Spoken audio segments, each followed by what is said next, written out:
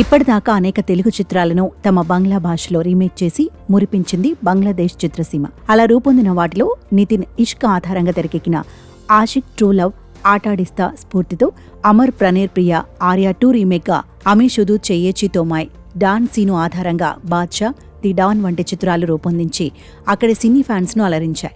Ram Charan Bruce Lee the fighter రీమేక్గా బైపోరోవా, సిద్ధార్థ్ బావ స్ఫూర్తితో బలోబర్ సింగ్ రోంగ్, ఎన్టీఆర్ బృందావనం ఆధారంగా బుక్ ఫతేతో ముక్ పోతేనా, నాగార్జున డాన్ రీమేక్గా డాన్ నెంబర్ 1 వంటి చిత్రాలు వెలుగు చూశాయి. ఇవే కాకుండా తెలుగులో యావరేజ్, అబోవ్ యావరేజ్ హిట్స్గా ఉన్న సినిమాలను కూడా బంగ్లా భాషలో రీమేక్స్ చేసి అక్కడి జనాన్ని అలరించారు. అలాంటి వాటిలో మస్కా, మనసంతా నువ్వే, 100% లవ్, కృష్ణ, ఒంటరి, చండి, విక్రమార్కుడు వంటి చిత్రాల రీమేక్స్ ఉన్నాయి.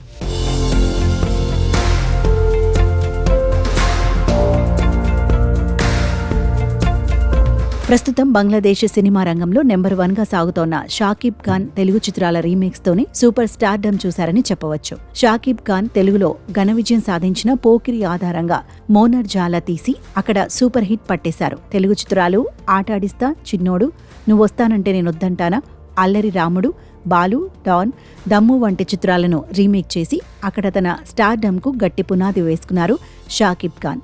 ప్రభాస్ రెబల్, రామ్ చరణ్ నాయక్ 2 కథలు కలిపి హీరో ద సూపర్ స్టార్ రూపొందించారు.